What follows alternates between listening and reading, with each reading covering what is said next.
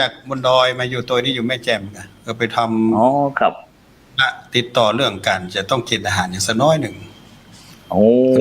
เป็นบ่าวใหญ่แล้วเนาะเน้นใหญ่แล้วครับครับแล้วก็อันวันนี้ครูอาจารย์เขาวันนี้จะมีอย่างมาฝากมามาจากับบรรดาท่านผู้ฟังของครับวันนี้มีเรื่องมีราวอย่างพวกวันนี้เขาจะใจภาษาเมืองนะครับวันนี้อาจารย์ผมว่ากำเมืองนี่มันมีแต่ละที่เหมือนกันนะครับผมขนาดเชียงใหม่นี่มีใส่เหนือใส่ใต้นะถ้าอย่างกรณีอย่างเสียงเขาจะใดครับอาจารย์ครับเสียงตั้งดอยหล่อล่องไปดังจอมตองกาหอดดอยตามันจะเป็นสำเนียงหรอกถ้าเปิดฟังไปโอ้อันนี้ใส่ใต้อันนี้เนาะใส่ใต้ถ้าไปทางแม่ริมแม่แต่เสียงมันเหมือนกันนะก็ทางดอยสักแม่ริมแม่แต่งจะใดเสียงมันจะนั่นเนาะตั้งถ้าอย่างดอยสะเก็ดกับไปอย่างนี้นะตั้งสันกำแพงกับไปอย่างแต่ในเชียงใหม่มาตรฐานเนาะเมืองเชียงใหม่ในตัวเมืองเชียงใหม่ให้เป็นมาตรฐานกับเมืองที่แบบใครเพี้ยนเสียงครับซึ่งอันภาษาเมืองของเขานี่จะใจตั้งแต่เชียงครับผมแต่ว่ากับเมืองของเชียงใหม่เฮากลัวมันจะเพี้ยนเรื่องการใจหน่อยเช่นว่าเตียวนี่ผมว่านะเดินมดเอาเดี๋ยวโล่นนี่มันมีอ่ะเดินมดครับหล่นแบบนี้ละครับผมเตียวแบบนี้ละเนี่ยตัวมันนี้ถ้าเมืองก็ต้องใช้แต่ไหนเวลาอาจารย์ของรายการจะป้ากันเดินไปเด้อครับผมป้ากันเตียวไปเด้ออีเนาะพี่น้องที่ป้ากันเตียวเด้ออีเนาะอาจารย์กำมาเก่านี่ก่อนเป็นนั่นกำพื้นบ้านนะครับของคนล้านนาซึ่งมีตึงกำสุภาษิตพ่องนะครับโดยเฉพาะการกำสุภาษิตทางล้านนาของเรานอกจากที่เขาจะมีการกันตามปกติแล้วนะครับก็ยังมีอันอย่างก็คนแต่ก่อนเปิดท่านอาจารย์พระครูอันกำข่าวกำเครืออย่างต่างๆพวกนี้นะครับเนาะเปิ่นมีหลายสิ่งหลายอย่างพร้อมตึงสุภาษิตพ่องกำเมืองกำก้อมพื้นเมืองพ่องกับซึ่งท่านอาจารย์ทั้ง3ลูกก็คงจะอยู่ในเครือข่ายที่ตัวนะครับเนาะ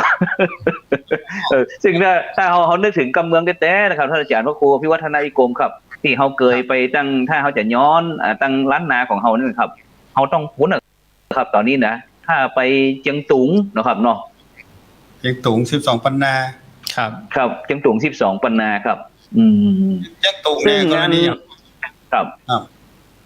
อย่างกำบางกำเนี่ยเขาเคยอ่านในธรรมเนาะอย่างคุยว่าย้อนเนี่ย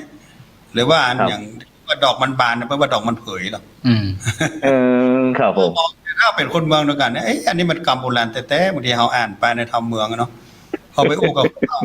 ถูกไหมว่าเป็นกำโบราณมันจริงจังฟังนะปุ้งเนี่ยปุ้งมันมีถ้าว่าเขาเป็นคนเมืองที่เขาปองหุ่นหลังเงานี่เวลาเขากลับไปถิ่นเดิมที่เพื่อนเขาก็พอเข้าใจ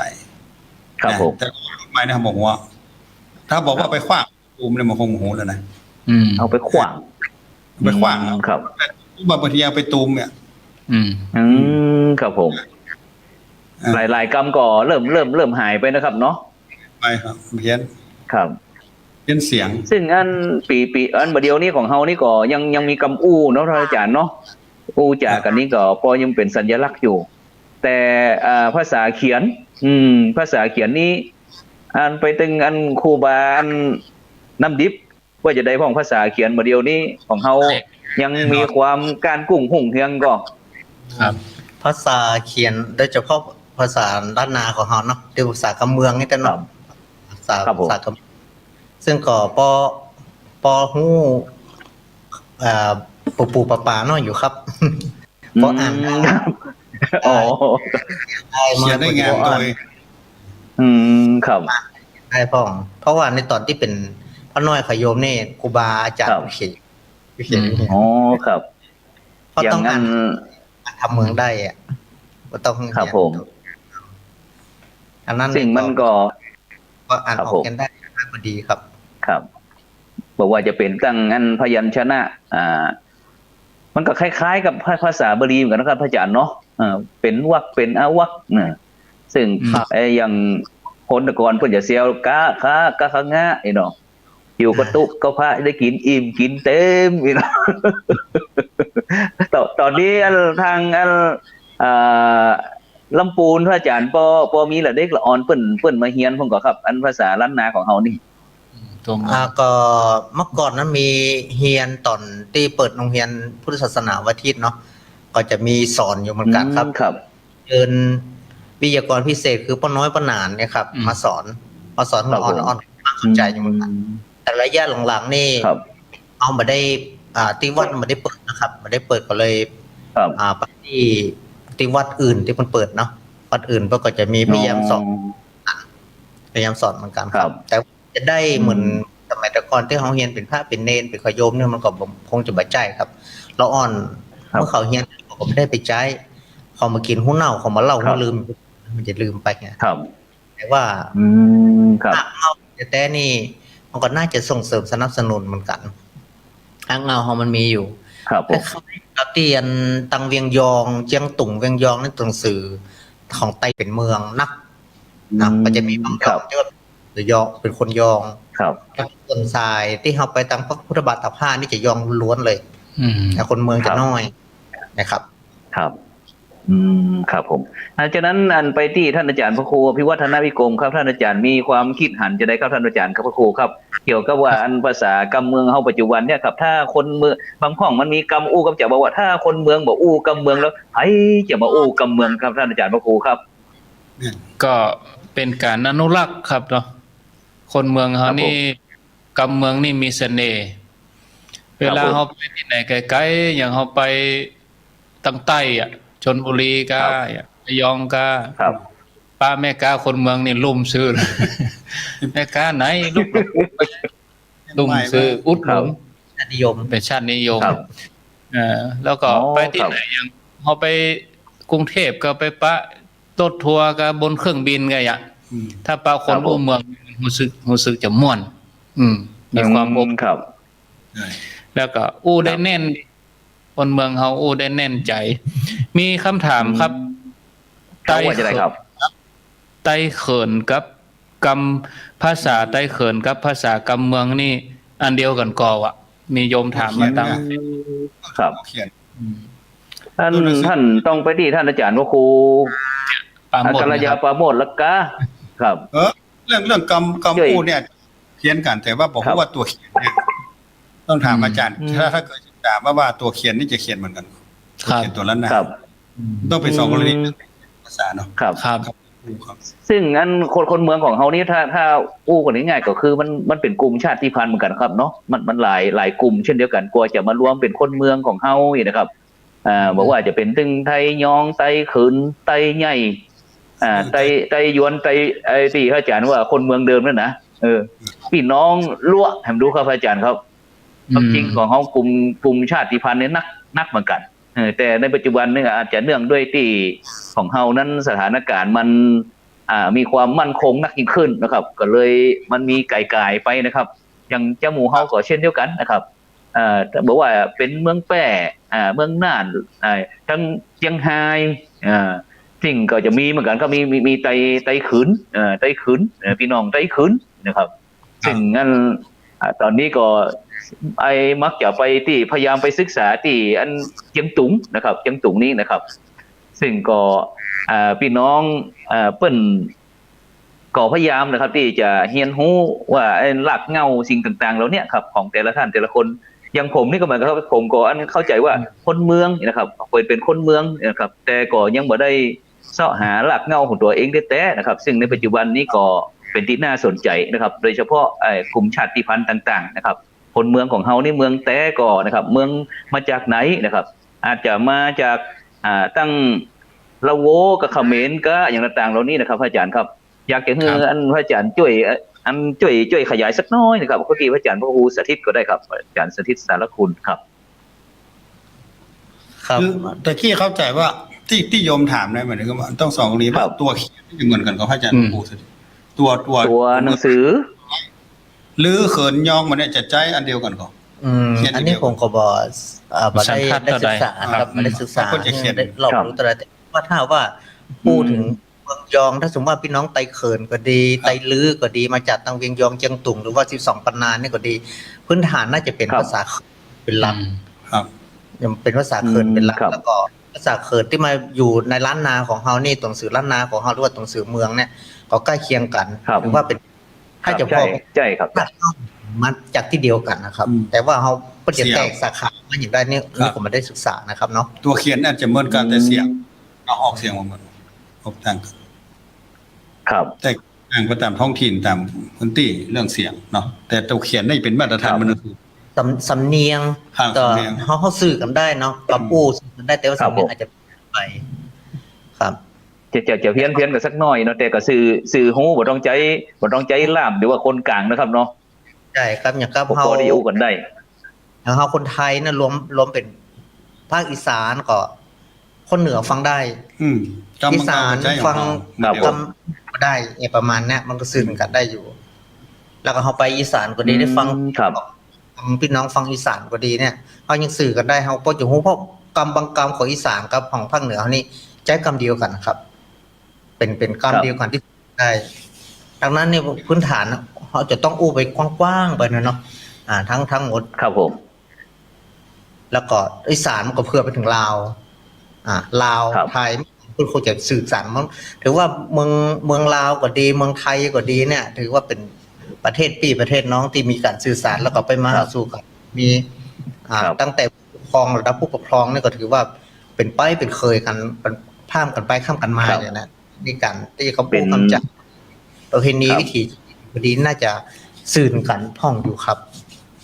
ครับซึ่งก็อันเป็นอันปีน้องล้านนาแล้วก็ล้านจ้างนะครับเนาะที่เอาไปมาหาสู่กันนะครับซึ่งเขาจะสังเกตว่าอันถ้าเขาหันอันพี่น้องที่เข้มข้นแต่นี้ด้านภาษานี่พี่น้องอีสานนะครับอาจารย์เนาะเขาน่าอิจฉาเปิ่นเนาะ เข้มข้น แล้วก็ ทางพี่น้องอีสานนี่เปิ่น เป็นที่ยอมรับอยู่ว่าอย่างเพลงกรณีเพลงอีสานเนี่ยจะไปได้กว้างทั่วประเทศ ครับผม แต่ก็เมืองเขานี่บอกว่าบอกไปบอกไกลไปได้แบบกี่เพลง ไปแม่นครับแม่นครับ จะเกี่ยวกับเรื่องควบเกี่ยวไปถึงเรื่องดนตรีประกอบก่อนของเปิดจังหวะเปิดจะเบยแล้ว ครับ เขาได้เดิม ถ้า ตาม จะ เดิม ว่า ตาม ไปแล้วนี่เอาเฮาภาษาล้านนาเขามีแค่9จังหวัดภาคเหนือตอนบน ถ้าว่าเลยไปจากนั้นนี่ภาษาไทยกลางพ่อง เลยครับ ดังนั้นนี่ภาคอีสานนี่เปิ้นถือว่าเป็นภาษาเดียวนะสื่อกันไปทุก เหนือ ทุก ใต้ จังห ก วั ลา ด ง เลย เนาะ บอกว่าอีสานกลางอีสานใต้อีสานเหนือ แม่น เป็นภาษาเดียวกันสื่อกันได้หมดทุกพื้นที่ แต่เฮานี่สื่อกันเฉพาะล้านนาน่าเป็นหลัก ครับ ล้านนาคือก็ คนเมืองของเฮานี่ครับอาจารย์สมัยก่อนอันบ้านผมมาอยู่ใกล้สถานีรถไฟเนาะเฮาก็มักจะใช้อันบริการด้านรถไฟอันพอเปิ่นได้นั่งรถจากคนเหนือของเฮานี่นะนั่งรถไฟตั้งเชียงใหม่นี่ไปเถอะแต่ถ้าเลยเด่นใจเนาะเด่นชัยนะที่จังหวัดแปรอู้ภาษากลางหมดบ่ยอมอู้ภาษาเมืองเพราะอย่างพ่อกลัวเพิ่นกลัวว่าเป็นคนเมือง อายครับอาย วัฒนธรรม ขึ้น ตัว จากหัวลำโพงมาเหมือนกันนะครับ ถ้าบ่ถึงเด่นใจหรือว่าเด่นชัยนี่ครับจังหวัดแปรนี่นะบ่ยอมอู้กับเมือง แต่ถ้าเลยแล้วอู้เมืองอย่างจ้อยนะครับ ตรงนี้มันจะเป็นอันอาจารย์ว่ามันเกี่ยวกับเรื่องอันความเชื่อของคนเมืองเขาก็ครับ หรือว่ามันจะเป็นจุดเด่นจุดน้อยจะได้ครับท่านอาจารย์ครับจากที่เขาช่วยกันวิเคราะห์สักน้อยหนึ่งครับ ถ้าได้อู้นี่น่าจะเป็นความภาคภูมิใจ ถ้าอย่างกรณีบางทีมีเวทีอย่างใหญ่ๆกรณีนักเรียนไปแสดงการอย่างการเวลาแนะนำตัวเองควรจะเกินเป็นกำเมืองก่อนถ้าลูกจากภาคเหนือมาบางที แม่นครับแม่น ฟังกับมันคำว่าเจ้าเอาว่าเจ้าประเดี๋ยวนี้มีละค่ะเป็นค้าแม่นขอบคุณค่ะเนี่ยบางทีเจ้านี่มีละเป็นอย่างอื่นไปอันนี้มันเป็นความภาคภูมิใจนักกว่าสิ่งอื่นผมว่าเขาน่าจะเน้นไปที่หมู่ผู้ปกครองมีแม่หลวงใส่แม่หลวงของหลวงพ่อขาวเนี่ยเพิ่นไปเจ๊แก่นั่นตะกี้ก็ลงครับเพิ่นจะฮ้องตัวก็เป็นไม่อุด อืม คนรุ่น เนี่ย มัน อุ้ จะ ย แก่ นะครับ จะแต่จะ ครับ ไปอุ้ยเจ้าของอุ้ย ยังห้องเฮียนนี่ผมหันตัวนะค่อนข้างจะหันตัวที่ว่าเปิ้นเฮ้อวันศุกร์แต่งชุดพื้นเมืองอย่าง อ๋อครับผม เมื่อแต่งชุดพื้นเมืองแล้วก็วันศุกร์ครูควรจะสอนกำเมืองในห้องเฮียนตัว กับเมือง โอกำเมืองหรือว่าหน้าเสาธงหลังจากเคารพธงชาติแล้วไหว้พระแล้วเสนอกำเมืองวันละกำเนี่ย ครับครับแม่นครับแม่น ลงชุดพื้นเมืองในเจียงใหม่ล้านนาเขาเนี่ยแล้วก็วันนั้นทั้งวันตั้งแต่รปภฮับนักเรียนตั้งแต่ปากประตูจนถึงแม่ครัวต้องอู้กำเมืองหมดเนี่ย ครับ แต่มันก็ ต้องอู่กับเมืองนะครับ ก็น่าจะดีกว่า แต่ถ้านักเรียนที่อื่นพวกมาก็ผสมผสานกัน เพราะว่าประเด็นนี้การศึกษาเพิ่นเปิดกว้างเนาะนักเรียนมีหลา ครับ ย แม่นครับแม่น หลายชนชาติที่เพิ่นมา ครับ หันบ้าง แม่น ยันนี่เพิ่นเฮ้อแต่งชุดแต่ละพื้นเมืองแต่ละของแต่ละตีไป นักเรียนไตก็ชุดไตไปนักเรียนภาคคนเมืองก็แต่งเมืองไปชุดต่างถิ่นต่างตีปากกยอก็ผสมผสานหลายเผ่าพันธุ์นะแต่ว่าคนเมืองนี่แหมอย่างหนึ่งผมหันที่อำเภอสันกำแพงถนนสันกำแพงสายเก่านี่นะป้ายเนี่ย ครับผม ป้ายบอกหมู่บ้านเนี่ยเพิ่นจะห้อยตายด้วยกำเมืองครับ กับเมืองภาษาเมือง ว่าเอาแต่ก่อนก็เคยรณรงค์กันครั้งหนึ่งว่าป้ายวัดต้องมีตัวเมืองห้อยตายอย่า อ๋อครับผม ก่อนครับ ก็มีเหมือนกัน มีโยมอันแสดงความคิดความหันมาครับ อาจารย์ ว่าได้เอา ในเฟซนี่นะครับ ผม โยมว่าไตเมืองล้านนาไตเขินเจียงตุงนี่ใจภาษาที่คล้ายกับกำเมืองเฮาเปิ้นว่ากำอู้ ครั นะ บแม่นครับครับ นิยมอันโยมคงจะเคยไปแล้วเนาะโยมท่านนี้คงจะเคยไปมันเลยแสดงความคิดความหันมาครับ ขอบคุณครับ ครับไปตั้งงานท่านอาจารย์อันพระครูสถิตสารคุณครับอาจารย์ครับอาจารย์อยากจะอันแนะนำจะได้ครับ แนะนำกับคนเมืองของเราเกี่ยวกับเรื่องการใช้ภาษานะครับอาจารย์ครับ หรือว่าเขาจะลบซ่อนๆหรือว่าจะเปิดเผยครับเดี๋ยวนี้ ในความคิดส่วนตัวผมก็ว่าผมหัวอนุรักษ์มากกว่านะ อยากจะให้ ครับผม อยากจะในส่วนตัวผมที่วัดผมก็จะอู้ภาษาเมือง แล้วก็พยายามที่จะสื่อภาษาเมืองตลอด แม้แต่ว่าจะไปเตะที่ไหนก็ตาม จะไปอู้ศรัทธาญาติโยมที่ไหนก็ตามจะอู้เป็นเมือง แม้แต่คนไทย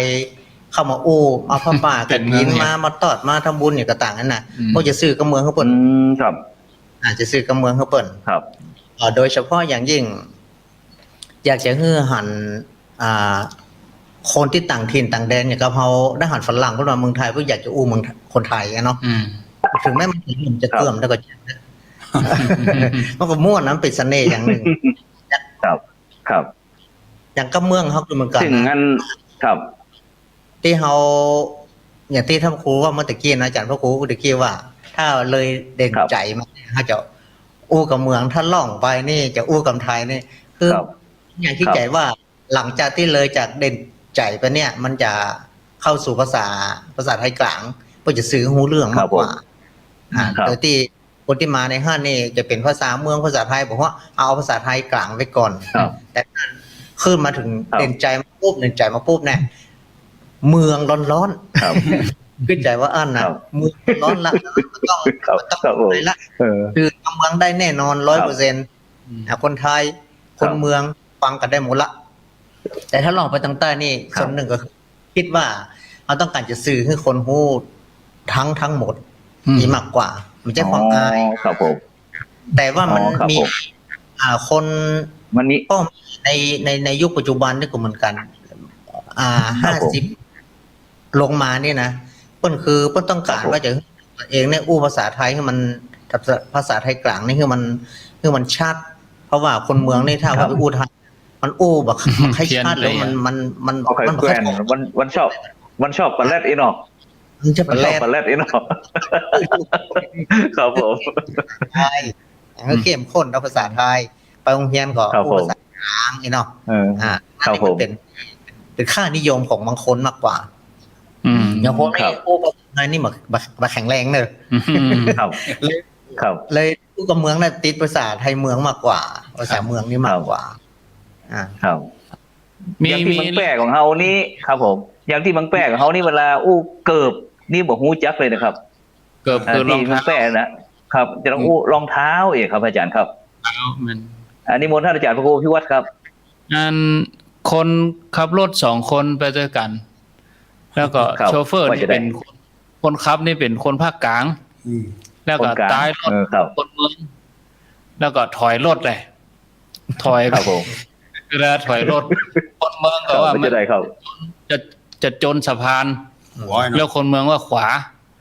ระวังขวา ขวา กับโชเฟอร์นั่นก็หักขวาติ๊กๆเลย เอ หัก อ ไปขวาติ๊กๆจนบ่ม เนี่ยแปลว่าขวาบ้านเขาว่าขวาก็คือสะพาน แต่คนภาคกลาง คือสะพาน เป็นหักเลี้ยวขวาก็ลือหักพวงอะไรไปทางขวา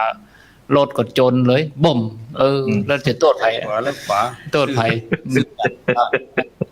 จริงๆคนเมืองเขานี่น่าจะภูมิใจในภาษาตัวเอง แต่ว่า ครับผม บางทีคนภาคกลางเองเนี่ยเปิ้นได้มาสัมผัสเนาะเปิ้นมาได้หันจะเรียกฮิดฮอย บางทีคนภาคกลางมาใส่เตียวสะดอนะคุณเอาฝรั่งไปเถอะเฮาหันฝรั่งที่อุ้ม นี่ไง นี่นะ ต้องอุ่น ฝรั่งมันนั่นก็ฮะที่มากล่าวสุนทรพจน์ ครับพลังเมืองแปรครับแปรครับ เดี๋ยวมันเมืองเหนียวนั่นแหละแล้วก็วิถีเมืองกินข้าวเหนียวนุ่งเตียวสะดอปั่นรถอีเบียซึ่งต่างกับคนเมืองเฮาเนาะลืมไปเฮียนฝรั่งเห็นมั้ยไปย้อมผมทั้งฝรั่งแต่หน้าตาเป็นเมือง แม่ก็แม่กันไปอ่ะ ครับความจริงนี่ภาษาของเฮานี่อันมันมีเสน่ห์เนาะอาจารย์เนาะมันมีตึงไอ้กำอู้นะกำอู้ที่ฟังแล้วสามารถเข้าใจได้เลย แล้วก็เป็นกำอู้ที่จะต้องคล้ายกับว่าจะต้องไปพินิจพิจารณาอย่างก่อนครับ ครับ ซึ่งอันยังเปิ้นว่าอย่างก็กำอู้เหมือนผีซ้อนนี่นะที่นอนเหมือนโม่งกระต่าย ซึ่งกำหมู่นี้ถ้าคนมาใหม่ครับผมคนมาใหม่อันฟังนี่มันจะฮู้กับพระอาจารย์กำอู้เหมือนผีสอนที่นอนเหมือนมุ้งกระต่ายต้องอธิบาย ถ้าเป็นคนรุ่นใหม่นี่ต้องอธิบายครับยังผมบอกเลยทันทีแสดงว่าคนบ่เก่าอันนี้เป็นคนบ่เก่าคนเก่าจะบ่เก่าแสดงว่าเท่ากันอันนี้นิมนต์ท่านอาจารย์พระครูสาธิตช่วยขยายน้อยนึงอาจารย์พระครูสาธิตช่วยสถานอันขยายน้อยนึงกำอู้เหมือนผีสอนนะที่นอนเหมือนมุ้งกระต่ายเนี่ยอาจารย์มันเป็นจะใดเตี่ยมันฟังยากลงไปกะหรือว่ามันเข้าใจยากจะได้ภาษาเมืองเขาเนี่ยละอ่อนมันถึงบอกใครไอ้ฮู้กันเนี่ยครับทั้งที่ก็เป็นภาษาอู้เฮาอู้กันแบบอู้เมืองนะครับแต่บ่เข้าใจภาษาเมืองคือกำอู้อย่างผีสอนนี่คือในลักษณะของคนที่อู้ได้ไปเปลืองอู้เป็นอู้ได้ไปเปลืองไอ้นำเขาว่าอู้แบบไหลลื่นนะอู้แบบไหลลื่นแบบติดบักคัดเนี่ยเนาะแล้วก็มีกำอู้กำจ่าอย่างเหมือนกับว่ามีไผ่ตั้งหลังเนี่ยเหมือนคนสอนตั้งหลังอู้อีเนอร์อู้ไปลุบๆอย่างนี้น่ะอันนี้การลักษณะการอู้ดีเหมือนกับปีเลี้ยงนักมวยนั่นกะมีคนอู้มีสคริปต์อู้อีเนาะอู้ง่ายเนาะแล้วก็ครับผมครับที่นอนมุกกระต่ายอู้ดีแต่ว่าไปพอที่รับที่นอนมันเป็นท่าเฮ้ยเนี่ยเบอร์ฝึกครับง่ายพอมันแป่งหางมาดึงนะครับหางกระต่ายนั่นเนาะมันเนี่ยฝึกจะไปว่าหางหมูหางหมาก็ลำไปนอกอะไรพวกมันสภาพน้อยครับนิมนต์ก็นิมนต์คณะครูบาอาจารย์เลยครับรูปไหนที่จะเสริมเติมเต็มกันครับนิมนต์แบบสบายครับหมู่เฮาแบบสบายผมมีอย่างนักหนาแต่พูดพูดคนพูดดีแต่พูดภาษีตัวนี้นะครับมีดีแต่พูดพูดง่ายแต่ทำมาเป็นหรือว่ามาเป็นนักโอ้ นี่จะเป็นอย่างนั้น อู้ดีอู้เก่งนี่เนาะ อู้จ้างก็อู้นะบ่จ้างเงี้ยแต่มันก็บ่ดีแต่พูด กำอูกำอูแต่ว่าภาคปฏิบัติบ่ดี อ๋อครับผม อู้ดีอู้เก่ง แต่ภาคปฏิบัติบ่เก่ง เก่ง บ่ปฏิบัติตามนี่เนาะ และการประพฤติไปหันอย่างเนี้ยอูนะโอ้เหมือนกับมัน ครับผม ประดิษฐ์ประดอยกำอู้เหมือนอย่างกับโอ้อยู่ปลายฟ้าพวกนี้เนาะ ครับ พฤติกรรมคนละเรื่อง ครับ อู้ดีแต่ ครับ มันก็สามารถได้ใจนี่เอาไปเปรียบเทียบได้นะครับเนาะ ครับผมฉะนั้นก็หมู่เฮาทั้ง3รูปนี่ก็พยายามเนาะท่านอาจารย์ทั้ง3เนาะเฮาพยายามที่จะพยายามที่จะรื้อฟื้นกรรมเก่ากรรมเมืองของเฮาเพราะว่าเฮาเป็นคนเมืองนะครับ ก็ยังบ่มีสักเฮาก็มาพบกันก็อาทิตย์ละครั้งกับภาษาเมืองเพื่อที่จะเป็นจุดเนาะอาจารย์เนาะจุดที่เฮาจะได้ขยายคืออันพี่น้องคนเมืองของเฮาเนี่ยถึง8จังหวัดภาคเหนือพร้อมถึงพี่น้องตังเจียงตุงนะครับอันตังยองของตัง12ปันนาของนะครับซึ่งตอนนี้โลกมันไล่พรมแดนนะครับเป็นไล่พรมแดนที่หมู่เฮาก็จะได้พบได้เจอกันในตังนี้ครับโดยเฉพาะรายการกำเมืองนี้ก็อันก็พยายามนะครับที่จะอันกับคณะครูบาอาจารย์เฮาต่างๆพระเถระของเฮาที่อันสามารถที่จะเสียสละเวลานะครับมาช่วยกันภาษาเมืองนะครับถึงแม้หมู่เฮาจะ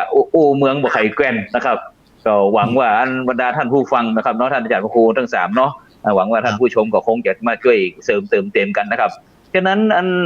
ท่านอาจารย์ครับระหว่างที่เข้าพรรษาเนี่ยอันเวลาศรัทธาญาติโยมเปิ้นมาวัดมาวานี่เฮาเทศหรือว่าสั่งสอนเปิ้นเป็นภาษาเมืองหรือเป็นภาษากลางครับ มันแรงมีกะเตะทำเมืองเนาะ อย่าง ท่านอา ที่ จารย์พ วัด ระครูพิวัฒนาวิกรมก็ได้ครับครับผม งานนิมนต์ครับอันนี้เปิดเกินแล้วนิมนต์ นิมนต์เลยครับนิมนต์ครับได้ครับได้ครับนิมนต์อาจารย์พระครูเลยครับ แต่ก็ยังคงอนุรักษ์รักษาการเตะทำแบบพื้นเมืองเขาอยู่ตอนมันแรงนะตอนบ่ายหลังจากที่คนเฒ่าพ่อน้ำข้าวตอนกันเช็ดซับเรียบร้อยเนาะเพื่อได้พักผ่อนยายไม่เข้าสักน้อยเนาะแต่ประมาณ2 โมง อ๋อครับ เตะทำ เอาสักนิดนึงเนาะ ครับ ครับผม เตะทำกับปีถึงแม้ว่าจะบ่มีพระเนรเนี่ย ปีนี้เรื่องอย่างครับท่านอาจารย์พระครูสาธิตครับผม ปีนี้เตะในหัวข้อทำหมูหินนะครับ หมู่หินเหมือนกันหมด หมูหินหมดมดของร้านสังฆพันธ์ ครับ ร้านหนึ่งเนี่ย เพิ่นเอามาส่ง เพิ่น ให้ นำมา เรา ส่งถึงวัด แล้วก็เอาก็จะเตะไปตามนั้นโดยที่ อ๋อหมู่หินครับหมู่หินเลย กินขึ้นบนอากาศพุ่นน่ะแล้วเอาไม่ใช่ปัด โอ้ครับสาธุครับ เมืองแห่ง3รอบ ครับ บางทีเต้นเมืองนี่อย่างท่านพระครูสถิตเปิ้นเป็นแบบฉบับเมือง แล้วกัน บางทีไป เน้นครับเน้นเตะก็ครับ ก็บอกค่อยแกว่นอ่ะเน้นบ้านเมืองแบบ เน้นเป็นในรอนดอยเตะ รอนดอยเต้นบ่ได้ครับ เตะบ่ได้เลยนะครับคนรอนดอยนี่จะเตะยาก เต้น ครั ยา บ ก ผม ครับบางทีเน้นเมืองเขาก็ยังอ่านยาก มันเพราะภาษาเขียนกับภาษาอู้คนละอย่างภาษาว าย เขียน อ่ะคำว่าวายอ่ะวายคือกลับอ่ะแล้วเขาตีความหมายได้เขาว่าเอาวายคนเท่าว่าอย่างเป็นวาย เอาไว้ เอาวาย วาย มันต้องมีพื้นฐาน ครับ มาก่อนเนาะ อืม แล้วมันถึง ครับ เข้าไปถึงภาษาเขียน แม่ ถ้าว่าเรารู้ความหมายของภาษาอู้แล้วเนี่ยมันจะออกมาในการเต้นมันก็จะได้ แล้วเต้น ไม่ได้ บางเน้นบางตัวเต้นเป็นไทยไปเลย มันเป็น สาธะโวดูลาสปุริสาทั้งหลายว่าไปอีก แต่ถ้าเป็นเมืองนี่จะ พ่อแม่อีเนาะ ดูแลพ่อแม่พี่น้องญาติ พ่อ โยม แม่ผู้ใหญ่อีเนาะ ทางนั้นนี่มันศาสตร์ต้อง นะครับฉะนั้นถ้าเขาบอกว่าอู้กันวันนี้เขาก็บอกฮู้กันครับนี่เขาก็พยายามครับ อย่าฟื้นอย่าได้เนาะ ครับห้องเรียนที่เปิ้นสอนแต่ก่อนที่วัดข้อก็บ่มีแล้วก็เหมือนมีที่วัดพระสิงห์อะสอนตัวเมืองอะจันทบุรี ครับผม เรียนวัดพระสิงห์อะที่เรียนธรรมราชก็ครับ สอนตัวเมืองเปิ้นมีหรอชมรมภาษา ครับตอนนี้ที่พระสิงห์ครับ ครับนะครับ เปิ้นอยู่ ครับ เขาก็ต้องเอามาแข่ง แต่ก่อนนี่เขาก่ออันสอน บวช ครับ หัวเมือง ประเทศ บางทีเขาเฮียนแล้วเขาบ่มีเวที แม่น ท่านพระครู ถ้ามีรางวัลเขาพ้อง อืม แข่ง ครับ มีประกวดเต้น ก็เขาเคยจัดแล้ว ครับ ที่ทำเมือง ประกวดคัดไทยเขายังประกวดคัดเมืองอย่างคัด ครับ ตัวเมือง อืม มันจะผมคิดว่า มันมีน้อยท่านอาจารย์พระครู น้อย มีน้อย คนคนไม่น้อย อืม แล้วก็ ครับ เวลาที่จะสอนแล้วเขาก็มาแบบ มาค่อย เป็น ใส่ วิชาเลือกอะ อืม คล้ายๆเป็นวิชาเลือกคนที่จะห้างตรงนี้มันจะต้องรับการปลูกฝัง อืม มันแต่น้อยแต่อ่อนแต่ออก แล้วเขา อืม ได้รับการส่ง ครับ เสริ ผม ม สนับสนุนตามลำดับ อืม แล้วก็มันก็จะเพราะว่าเหมือนการต่อยอดนะเนาะ ครับ เหมือนการศึกษาก็จะมี ครับ เวทีที่แสดง อืม มีคนสนับสนุน แล้วก็มีโอกาสที่เขาได้ขึ้น แสดงในตรงเนี้ย มันจะต้อง ครับผม มันไปทั้งขบวนนะครับผมเข้าใจว่ามันทั้งขบวนการ แม่นครับ ทั้งหมด อืม ตั้งแต่บนลงมาถึงลุ่ม อืม ครับ หรือว่าลุ่มขึ้นไปถึงบน ครับ ถ้าตำบลแบบตวงมันก็ปฏิญา ได้ ณ ฮะเหมาะ อ่า อืม มัน ไปบ่ได้เนาะ ครับ ไปได้ยาก ได้ ครับ ยิ่งบัดเดียวละอ่อนที่บวชเป็นสามเณรก็น้อยลงไป แล้วก็เอาละอ่อนที่เป็นอยู่จากบนเขาบนดอยมาสนับสนุนทีนี้ อืม ก็ยิ่งไปใหญ่เลย อืม ดังนั้นคนที่จะสืบทอดในตรงนี้ ครับ จะต้องคนพื้นฐานพื้นเพเดิมจะต้องเป็นคนในพื้นที่ อืม แล้วก็ได้รับการส่งเสริมสนับสนุน แล้วก็สืบทอดมาเป็นลำดับ ตั้งแต่ครูบา ครับ อาจากรุ่นก่อนๆมาถึงปัจจุบันเนี่ยครับ อืม ครับ บางทีคนที่ชอบด้านเมืองล้านนาเนี่ย สืบทอดในตรงนี้จะต้อง จิตใจเปิ้นนะคนที่เป็น ครับ มาเฮียนตามเมืองเนี่ยใจเย็นนะ อืม อืม แต่งกายเมืองเนี่ยชอบกินอะไรอย่างเมืองเนี่ย อันนี้มันจะต้องเป็น เนอะ ตั้งแต่เขาเป็นรุ่นขึ้นมาแล้ว อืม เริ่มจะเป็นผู้ใหญ่มาแล้วเริ่มจะ ไปที่ไหนเอาพออัธยาศัยคนที่ชอบเมืองตึงมีหรอกลุ่มหนึ่ง คนรุ่นใหม่นะครับ ครับ ไปบอกมีอยู่ มีอยู่ ใน100 คนนะมันจะต้องหลั่นแบบนี้ โผล่มาอย่างคนสองคน ครับ แม่แจ่มเขาไปหัดชัด ครับ นะคนรุ่นหนุ่มๆเนี่ยนะแต่งชุดปื้นเมืองเก้าผมเนี่ยอย่าง เพื่อแบบอย่างจ้างซอเนี่ยเนาะ อืม ถ้ามันแน่ว่ามันจะสืบสาน มีวัยรุ่นนะ แล้วพอจ้างซอไปนี้มันร้อนวัยรุ่น อืม มันบ่เปิงกับตัวเขา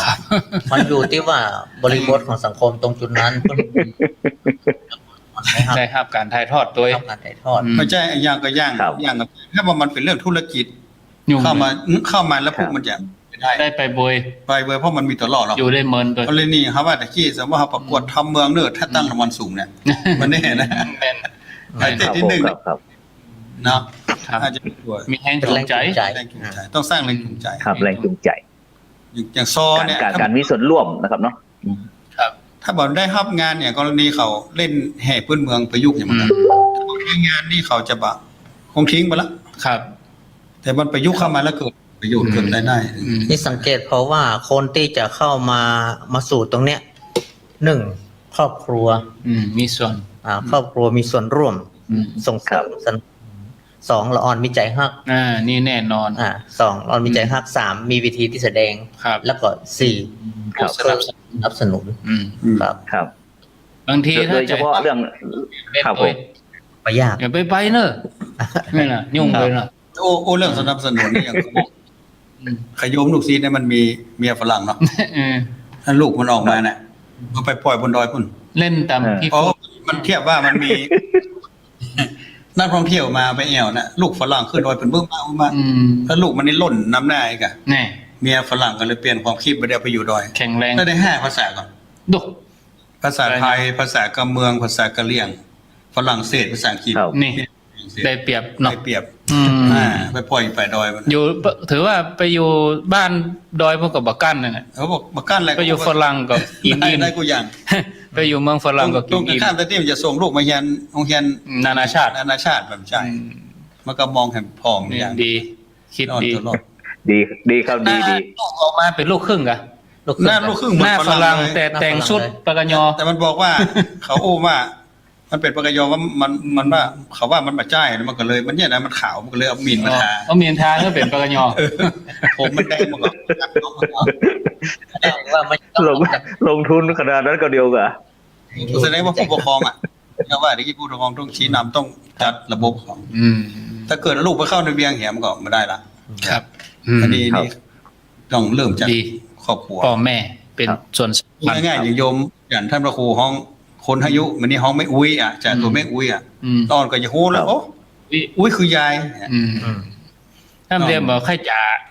ก็เนี่ย ย่า มัน อย่า ปัน มาให้ย่านะเนี่ย มีแล้ว ที่ผม ได้ พยายามให้สถานเจ้าบ้านนะอูเนี่ยอุ้ย อุ้ย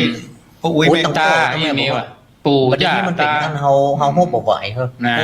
โฮบ่ไหว สมัยเนาะ มันเป็นแบบ อุ้ยแล้วเอาโฮบแล้วรณรงค์ว่าคนเฒ่าเก้าผมเน้อนุ่งซีนมันยังบ่ไหว อืม แม่ก็ เมื่อก่อนเฮารณรงค์มาเตือน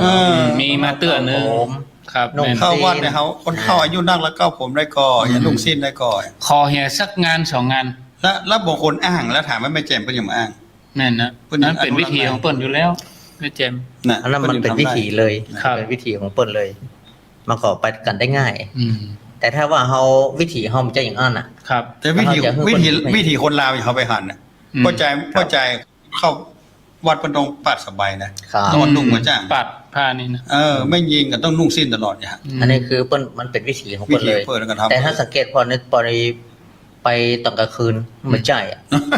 มี ค แต่ นละเรื่องเลย ตอนนั้นไปหันเพิ่นปะ เต้นเยอะเต้นเอง ตอนนั้นไปกัน อ๋อ ไป เพิ่นไปการมั่วอ่ะกลางคืน กันมืด โซดไปเอาคนนี้มันเดี๋ยวมันคนละภาคเลย อืม คนรับตอนกลางวันนี่มัน ลูก เห ศิษย์ มือนเนี่ยครับมันเหมือนแห่งประเทศของเปิ้นนี้เนาะ อ่า มันเหมือนในภาคหนึ่ง อืม ถ้าตอนกลางคืนเนี่ยโอ้ไปเห็นเหมือนภาคหนึ่งอ่ะ อืม เหมือนกับหน้ามือหลังมือ เลย เป็น อืม วัยรุ่นก็คือวัยรุ่น ครับ ที่เคยได้หันนุ่งสิ้นเมื่อวาน เปลี่ยนเลย เปลี่ยนเลยเนี่ย ก็ยินดีพ่อหยง ขี่รถเครื่องแว้นกันเนี่ย ถ้าสมมติว่าเรารณรงค์ได้บอกว่าคนเมืองหรือว่าคนนี่ฮะเวลาเข้าวัดต้องมีนุ่งผ้าถุงเนื้อนุ่งผ้าซีนเนี่ย เอกลักษ แต่ ณ์ เขาแยกไม่ได้แล้วประเดียวเนี่ย ครับผม มันมีตัวที่สุดผมบอก อัตลักษณ์ของตัวเองอ่ะ มันเอกลักษณ์เปิดไป อืม ครับ ท่านพระครู ครับ มี ผม อย่างจะถามสอบ กำลั ถาม งฟังท่านอาจารย์ทั้งสามรูปกำลังอู้ติดลมเลยครับกำลังม่วน นะครับจากนั้นก็บรรดาท่านผู้ฟังที่กำลังติดตามอันไลฟ์สดทำมาเป็นทีมทาง Facebook เนาะอูจ่าภาษากำเมืองแต่ก็ซึ่งก็มีท่านอาจารย์พระครูอภิวัฒนวิกรมนะเจ้าอาวาสวัดปากทางเจริญผู้อำนวยการสถานีวิทยุคลื่น 98.75 ธรรมะชุมชนคนใดหล่อพร้อมตึงเครือข่ายบอกว่าจะเป็นตั้งสถานีวิทยุตั้งเมืองแป่เมืองน่านตั้งพะเยาเชียงรายนะพร้อมตึงเชียงใหม่ 104.50 เมกะเฮิรตซ์ของเขาตัวแล้วก็มีท่านอาจารย์พระครูสถิตสารคุณนะเจ้าคณะตำบลน้ำดิบอำเภอป่าซางจังหวัดลำพูนแล้วก็ท่านอาจารย์พระครูกัลยาปราโมทย์นะเจ้าอาวาสวัดห้วยแก้วนะตำบลดอยหล่ออำเภอดอยหล่อจังหวัดเชียงใหม่ของเฮานะที่ได้มาอู้จ่าภาษาเมืองเฮาอยู่นะฉะนั้นก็บรรดาท่านผู้ฟังก็สามารถที่จะกดไลค์กดแชร์ทำมาเป็นทีมได้นะเพราะว่ารายการนี้เฮากำลังที่จะเป็นการปรึกษาหารือกับคณะครูบาอาจารย์ของเฮานะครับที่จะได้ช่วยกันอู้จ่าภาษาเมืองซึ่งก็ท่านอาจารย์พระครูทั้ง3รูปครับก็มีผู้สนใจนักเลยครับตอนนี้ผมนั่งอ่านดูคำถามต่างๆนี่นะครับซึ่งเพิ่นบอกว่าถ้าได้รับการสนับสนุนนะครับจากบอกว่าจะเป็นตั้งวัดตั้งบ้านตั้งโรงเรียนนะครับตั้งราชการพ่องบอกว่าจะเป็นองค์การบริหารส่วนท้องถิ่นนะครับถ้าได้ช่วยจัดสนับสนุนนะครับตั้งงบประมาณตึงกำลังพลต่างๆก็คิดว่าภาษาเมืองของเขาก็คงบอกไกลไปจากภาษาอีสานท่านอาจารย์ทั้ง3ลูกว่าจะได้ครับจะหันด้วยที่สถาญาติโยมผู้มันนี่ก็ครับ ตัวอย่างนี้ ขอท่านพระครูอภิวัฒนวิกรมอูก่อนนะของ ครับผม แสดงความคิดเห็น ก็ดีครับ เพราะว่าในมหาวิทยาลัยหรือว่าสถานศึกษาเปิ้นก็มีชมรมของเปิ้นเนาะชมรมพื้นเมือง ชมรมภาษาและวรรณกรรมล้านนาก็แล้วแต่แล้วเปิ้นจะแต่งว่าชื่อชมรมอย่างใดคือชมรมเหล่านี้เปิ้นจะมีเวลามีเทศกาลอย่างเอาอย่างจะรีดฮีดหอยเมืองเฮาเนี่ยเปิ้นก็จะเป็นคนเป็นเจ้าภาพในการตกแต่งดาเรื่องพวกนี้อย่างที่อย่างมหาลัยเชียงใหม่เนาะก็จะมีนักศึกษากลุ่มที่เปิ้นชอบในเรื่องของปืนเมืองถึงเวลาจะทำบุญอะไรอย่างก็จะยกให้ชมรมปืนเมืองนี่เป็นคนทำมีตึงปูจานมีตึงอย่างนี้ให้หมดละนั่นที่เราอ่อนนักเรียนเขานั่นแหละเขาเป็นปูจานเป็นมัคคณายกผมก็ว่าดี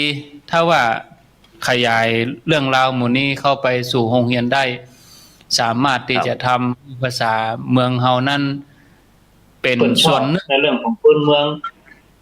เป็นส่วนหนึ่งที่ทำให้เกิดความภาคภูมิใจสำหรับคนล้านนาเฮาเนี่ยไปที่ไหนบ่ต้องอายบ่เก้อเขินไปที่ไหนมีความภาคภูมิใจในวัฒนธรรมตัวเองรู้เลยว่าอันนี้เป็นเมืองเนี่ยผมก็ว่ามันก็จะต้องมีเจ้าภาพหรือว่าไผก็ตามที่จะพอจะมีกำลังทำได้เนาะมันจะเริ่มต้นจากจุดไหนถ้าเริ่มต้นจากวัดวาเฮาก็ตั้งแต่ลูกศิษย์ลูกหาหรือครูบาอาจารย์ที่ไปสอนหนังสือในห้องห้ำห้องเรียนก็ทำได้ครับผมถ้าจะเริ่มจากบ้านก็ต้องมานั่งอู้กันถ้าจะเริ่มจากโรงเรียนผู้บริหารก็ต้องหันตัวถ้าเอามาสอดประสานสอดคล้องกันแล้วมันก็จะทำให้คนเมืองหรือว่ากำเมืองของเฮานั้นเป็นที่รู้จักเป็นที่เผยแพร่ต่อสาธารณชนต่อไปครับแล้วก็ยังมีทีวีช่องหนึ่งของเมืองไทยเนี่ยเปิ้นมีช่อง11เนี่ยค่ะแต่ก่อนเนาะ NBT เปิ้นก็จะมีเวลาหนึ่งที่เปิ้นจะตัดข่าวภาคเหนือซึ่งนักข่าวที่เปิ้นมานั่งอ่านข่าวเปิ้นจะแต่งชุดเมืองมดแล้วก็อู้เมืองรายงานข่าวให้เป็นเมืองมดวันนี้ท่านพระครูสาธิตสารคุณไปคุมสอบนี่เพิ่นก็อู้เมืองนี้เลยนักข่าวชายหญิงครับผมเดี๋ยวหายไปแล้วกันมันมีแล้วตัดไปแล้วมันมีละที่จะขาดการสนับสนุนขาดการสนับสนุนแต่ละภาคเปิ้นก็มีครับภาคใต้เปิ้นก็มีภาษาของเปิ้นอีสานเปิ้นก็มีนักข่าวอีสานของเปิ้นเนี่ยครับแล้วก็มีแหมช่องนึงครับคุณอาจารย์ช่องไทย PBS ไทย PBS มีจอเหนือทีวีจอเหนือก็คือเปิ้นจะมีช่วงเวลาที่สำหรับให้ใน 8-9 จังหวัดภาคเหนือเนี่ยรายงานข่าวของจังหวัดตัวเองช่องทีวีจอเหนืออันนี้ผมโง่บ่ได้ติดตามมีหรือมีอย่างใดก็โง่อยู่ครับครับครับผมเนี่ยนิมนต์ท่านพระครูต่อนิมนต์อาจารย์การจะสื่อภาษาหรือว่าจะพลิกฟื้นภาษากำเมืองเนาะภาษากำเมืองที่อยู่เนี่ยมันต้องอาศัยภาครัฐเพื่อการสนับสนุนเป็นหลักส่วนทางวัดทางวานี่เป็นส่วนเสริมมากกว่าส่งเสริมสนับสนุนแบบตั้งอ้อมมากกว่าคือส่งเสริมให้เป็นครูสอนการอย่างการเนี่ยอย่างประเดี๋ยวนี้เจ้าวาดพูดง่ายๆเนาะเจ้าวาดในยุคในสมัยเนี้ยไผ่พ่องอนับสกิปที่จะฮู้ภาษาล้านนาใครมีผมก็ย่ำได้เนี่ยได้ดังนั้นนี่ถือว่าถ้าภาครัฐสนับสนุนภาครัฐในการสนับสนุนงบอย่างมากกว่าดีเนี่ยมันก็จะเป็นไปได้ตำราครับผมฮู้ไปพร้อมๆฮู้ก็เรียนฮู้เตือนนักเรียนแล้วก็ฮู้ผู้เนี่ยเอามาสอนเป็นครูรักครูที่นักเรียนเป็นครูเสริมครับเรียนฮู้ไปพร้อมๆกันเหมือนอย่างครับโมเรียนสมัยก่อนเรียนเฉพาะปัจจุบันมีธรรมศึกษาแม้แต่ครูนักเรียนก็เป็นนักเรียนก่อนครับเข้าครูนักเรียนสอบธรรมศึกษาตรีโทเอกได้แล้วก็มาเป็นครูสอนแล้วก็เป็นคุมสอบได้ประมาณเนี้ยถ้าเข้าในล็อกนี้ผมคิดว่ามันน่าจะไปได้อยู่ครับอ้าวพระครูประโมทเรื่องโดยเฉพาะครูประโมทครับโดยเฉพาะโรงเรียนนี่แหละเพราะว่าบอกว่าโรงเรียนน้อยโรงเรียนใหญ่นะเดี๋ยวนี้มันต้องมีคณะกรรมการสถานศึกษาคือคนในชุมชนเนี่ยผู้นำการอย่างเข้าไปร่วมถ้าว่าวันนี้มีนโยบายไปวางแผนร่วมกับโรงเรียนเพราะมันมีหลักสูตรท้องถิ่นที่จะเข้ามาใช้ถ้าเรามีแบบเป็นหมู่บ้านของเราเนี่ยทางหมู่บ้านเรามีความต้องการคือเราอ่อนเห็นกับเมืองเนอหรือว่าอู้กับเมืองวันนี้อย่างพระอาจารย์ว่าถ้าวันศีลเนี่ยเนาะหรือว่าวันศุกร์เนี่ยอ่อนพื้นเมืองก็ขอต้องใจกับเมืองครูเจ้าอันนี้มันต้องเป็นนโยบายที่เสนอได้โรงเรียนก็ต้องยอมรับกันนะเพราะว่ามันชุมชนต้องมีส่วนร่วมกรรมการเริ่มเลยบอกเทอมหน้านี้เนาะเอาไปอู้ดินะโอ้บุ๊เอาเลยเนาะใจเย็นเด็ดแซ่อาจารย์พระครูพี่วัดเขาดิว่ากรรมการมีส่วนร่วมหรอแต่เขาต้องไปอู้หมู่กรรมการก่อนคือโรงเรียนเอานโยบายเนาะน่าสนใจอันนี้จะต้องได้กู้โรงเรียนเลยเพราะว่ามันมีกรรมการทุกโรงเรียนหรอกครับนอกจากจะแต่งตัวเมืองหลักสูตรท้องถิ่นที่เป็นหลักสูตรเมืองเนี่ยคนจะเอาวิถีเมืองเข้าใส่ตัวในเรื่องของการกินเนี่ยละอ่อนเนาะใช่อันนี้คือมอนึงให้เข้าเนอะกัวเข้าเนอะไม้กลเข้าเนอะอย่างอันนี้เตี๋ยวมอนึงเนอะอย่างเนี้ยอันนี้ให้ซึ้ง อันนี้ ครับผม เปียดอันนี้ซะเนาะ ต้องมีหลักสูตร ต้องมีอย่างนี้ด้วย ชุมชน มีหลักสูตรจริงอยู่ แต่ว่าวิถีชีวิตความเป็นอยู่จริงๆในครอบครัวมันเปลี่ยนไป มีฮะมะ เอาหมี ม มันจะไปทำที่ไหนได้งั้นมันก็ ครับ ทำแล้วก็เลิก แล้วลงโรงเรียนมันก็ต้องอย่างน้อยต้องหูนึ่งข้าวเย็นได้เธออย่างหลักสูตรวันนี้จะสอนเรื่องการนึ่งข้าวเนี่ย ขนมจ๊อบ ตั้งไฟก่อนกัน อันนี้มันมีที่ตอนที่เราเข้าค่าย มี เรา ลูก เข้า เสือ ค่ายลูกเสืออ ม เข้าค่ายเล่นนาลี ครับ นะ ไปประสบการณ์ เอาถามว่าเพิ่นว่าเฮาบ่ได้ถ้าว่าหุงข้าวอ่ะให้นึกถึงอย่างก็หม้อหุงข้าวบ่เราเสียบ เสียบ ปลั๊ก ไฟอ่ะ ถ้าไฟดับก็กั้น แหวนครับแหวน ไฟดับก็ไม่ได้ เปลี่ยนไปแล้ว อืม มันเปลี่ยนวิธี ยากยิ่งไปกว่านั้นก็คือประเดี๋ยวนี้เข้าสุกก็ต้องนึ่ง เพราะว่า ซื้อติ๊ก ซื้อกิโล นั่น มันไป มันไปขายทางข้างถนนหมดแล้ว มันต้องซื้อก็ได้โอไป โอ้ก็ได้ มาส่งถึงบ้าน บ้านก็มีแล้ว จะกินอะไรอย่าง ทางน้ำมันถูกอ่ะ จ่ายตังค์อย่างเดียว ในตังค์อ่ะอันนั้นถ้าจะฟื้นเนี่ยโอ้ยาก สั่ง เกินนะ สั่งแก๊บเดี๋ยวครับ สั่งแก็บมา ใช่ ถ้าพวกโคเก็บตังค์ ครับผม แก็บ มาถึงด้วยครับ อ๋อ ในหมู่บ้าน ลงมาเก่ามาเปลี่ยนเนาะ มีต้องเอาชิ้นแก็บเฮาเนี่ยแก็บของเฮานี่มาคู่ฉินนะเออ ใช่ครับ เนาะแก็บเฮานี่ใส่ชุด โอ้โหชุดขาวใส่ชุดขาวมา ใส่สลุงมาก แม่นนี่มา เออ วันเดียวอ่ะ ครับ ครับ มันมาหิววันเดียว เออนอกนิมนต์ บางทีเฮาเองอย่างกลุ่มของเฮาเนี่ย ครับ แม้แต่คนฟังที่มาตัวเฮาแล้วเนาะ ครับ คือสาวก็ดีอย่างที่เฮารวม หลายๆด้านครับ บางทีคนเฮายังเอาวิถีไปได้นะ อืม อย่างเฮาเคยอู้คนเฒ่าอ่ะใช่ไหม อืม เอาอุ้ยเปลี่ยนมาเก้าผมด้วยกันเด้ออ่ะ มันยากไง มัน เนี่ย ยากทุกมันฮ้อนมันละอุ้ยอย่ามานุ่งซีนเฮามันนักแล้วก็บอกว่าตู้เจ้านุ่งสบงสุดปีนี่มันนักกับอุ้ยอ่ะ อืมเนาะ เปลี่ยนมานุ่งเตี่ยวเฮลิก้า นั่น เนาะ มัน เพราะว่ามันยังไม่ได้ ต้องพิธี มัน เออ เฮาตระหนักแต่ตัวเองเฮาก็บ่เปลี่ยน อืม ปู่อุ้ยแม่อ้วก็ยังจ่ากับอู้ว่าตายาย ปู่อยู่ บ่ได้ ปู่ บอก ย่า บ่ได้เปรียบที่ตัวเก่า มาหาปู่นะอย่าง เนี่ยแล้วบางทีเผลอๆสอนลูกหลานให้อู้กำไทย อืม เอาฟังก็ไปที่แค่หัวถือว่าเลิศพระราช ค อู้ รับ ไป อืม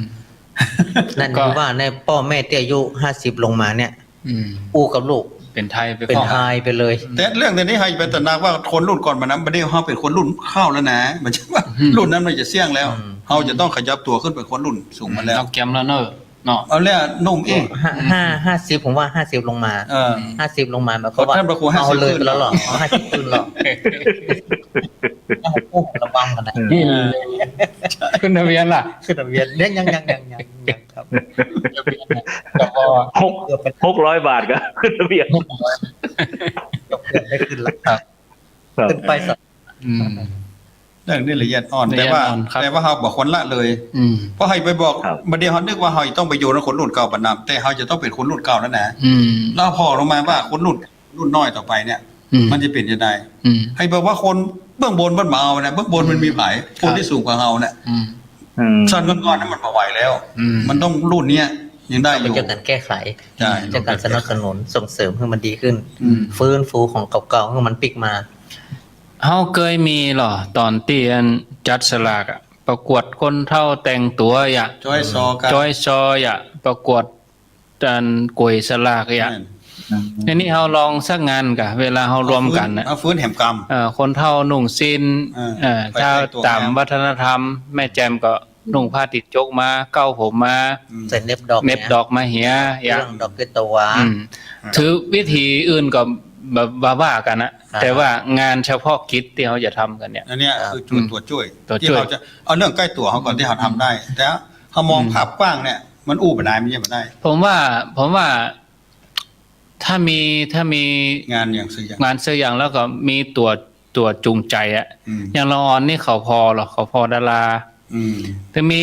มียุคหนึ่งเมื่อปีก่อนที่ว่าหนังที่ดังๆอ่ะท่านพระครูหนังอเจ้าอ่ะ ครับผม แต่งอเจ้าเขาก็แต่งกันตึงเมืองนะ ใช่ แล้วหนังที่มีท่าติดจกเขาก็ซื้อผ้าติดจกกันตึงเมืองนะ แม่นแม่นแม่น ฉะนั้นมันต้องมีตัวนี้เสริม ไปได้ลงจ้างดารา จ้างดารามาบวชแหละ โอ้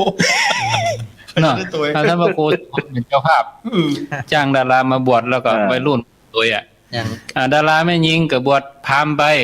ปฏิบัติ7 วันวัด ครับ สิงห์ อ่า ดาราพอใจกับมาบวชอยู่ม่อนให้แก้วอยู่ น่าผมว่ามันละอ่อนขอหานอ่ะ มันเป็นแห่งจูงใจอย่าง อืม ครับ อันนี้เสนอเนาะแต่ถ้าว่าเขามีตัวชูคือดาราที่เป็นคนเมืองอ่ะ ขอ ผลิตขึ้นมาส่งเสริม อืม เนาะ ครับครับ วิทยุที่เป็นวิทยุเมืองล้านนาเขาก็ต้องส่งเสริมให้อู้กับเมืองเนาะ ครับ สื่อท้องถิ่นสื่อชุมชนทุกอย่างอะแล้วเขาก็ชูที่เปิ้นเป็นดาราคนเมืองขึ้นมา แล้วก็ถ้าเป็นภาษารุ่นใหม่ก็ห้องเป็นตัวอย่างเป็นไอดอล อืม เป็นไอดอลของเขาที่ ดาราคนเมืองเหนือ เป็นคนเมือง แต่ว่าถึงเวลานึ่งไปเขาก็แปลสภาพไป อืม ที่บ้านผมมันก็มีคนก็เป็นนักร้องนะเป็นคนเมือง แต่ถ้าเวลาเขาไปอยู่กรุงเทพเขาก็เปลี่ยนของเขาไป อืม แต่บ่ได้อู้เมืองแต่แล้วก็เปลี่ยนเป็นไปห้องเพลงภาคกลางเฮียแสดงอันหยังก็เป็น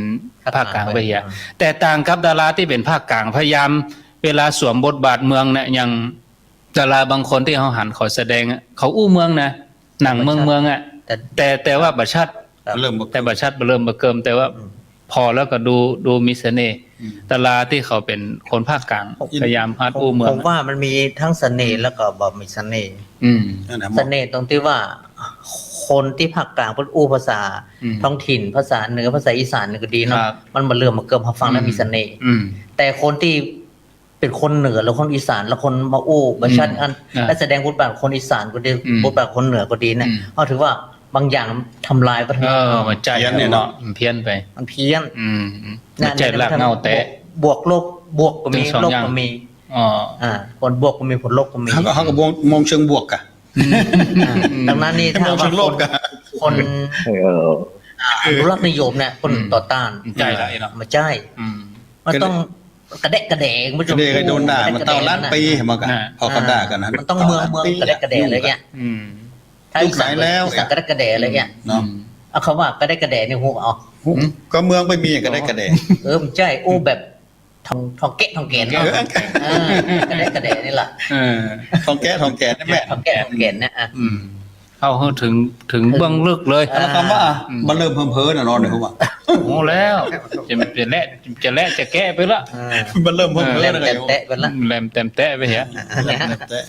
ดังนั้นการที่คนที่จะเข้ามาสู่ตรงนี้เนี่ยมันถ้าสมมุติว่าอย่างในโรงเรียนนะผมก็จะไปเห็นผมพอไปเห็นมุมมองหนึ่งว่า ครับ ถ้าว่าผู้บริหารหรือว่าผู้สั่งการเนี่ยบางคือการสนับสนุนหรือว่าบางด้วยเนี่ยก็ไปได้ยาก อืม เปลี่ยนผู้บริหารก็เปลี่ยนนโยบาย อืม นั่นก็เอาหันสังเกตพอหลายๆอย่าง ครับ ชีวิตของครูเนี่ย เปลี่ยนหม เป ด ลี่ยนรัฐมนตรีกับเปลี่ยน อืม เปลี่ยนระบบการศึกษา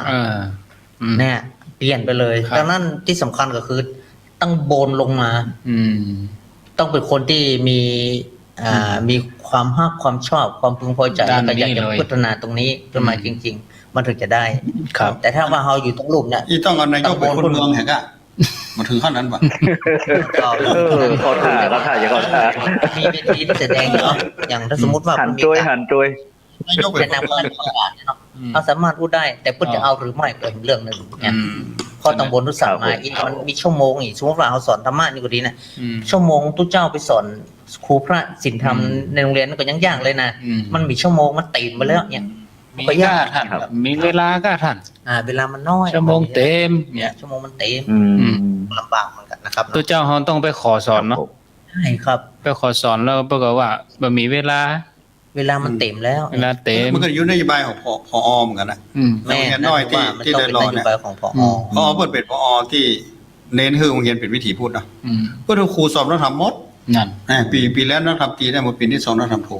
เนี่ย ธรรมศึกษาโท ทีแรกมันก็ตุกติกนะเพราะมันเคยโดนทอนนี่ปุ๊บไก่โอ้พอดีแล้วอย่าพอเข้าระบบโอ้ดี มันอยู่ที่ผู้นำ หัวน โยบาย หัว มันอยู่ที่หัว ครับ แม่นครับอาจจะเปลี่ยนก็ตามต้องเอาหัวมันเลี้ยวได้ก่อน ห่าง รวมมาถึงตู้หลวงในวัดก่อน นะ ผู้นำในวัดตัวก่อน มีส่วนนับ มีเหมือนกันครับมีเหมือนกัน ที่โดนวิจารณ์กระถินมันถึงยอดเลย กฐินไม่ถึงล้านขอคืนนี่เนี่ยได้กับบดังเนาะ เนี่ย นี่ได้กับบดัง ปวดหัวได้ ปวดหัวแต่สมปะ ก็ถึงแล้วเอาคืนเลย ครับ ครับ ท่านครูมีอย่างจะถามแฮมครับผม ครับผม ครับ ครับ นิมนต์ครับท่านครูโสพลปริยัติ เสียงขาดไปเนาะ ครับ สัญญาณค้างครับของท่านพระ ครับ ครู ตอนนี้เหลือเวลาถึง20 นาทีนะครับน้อง20 นาที ครับ อืม ครับ ตอนนี้ก็มีอันบรรดาท่านผู้ฟังบอกว่าจะเป็นกล้วยมัมเข้านึ่งนะครับ ก็กล้วยกำแพงเพชรนะครับมันตึงอย่างเก่านั่นเนาะนี่เนาะครับ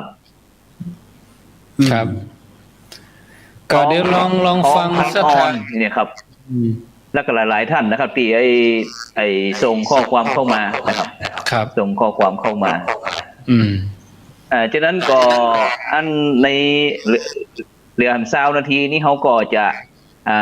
เปิดสายตั้งบ้านเปิดได้ร่วมแสดงความคิดเห็นกับรายการเขาโดยกับพระอาจารย์พระครูพิวัฒนาวิโกครับผม แต่ของผมเขานี่ถึง4 ทุ่มนะอาจารย์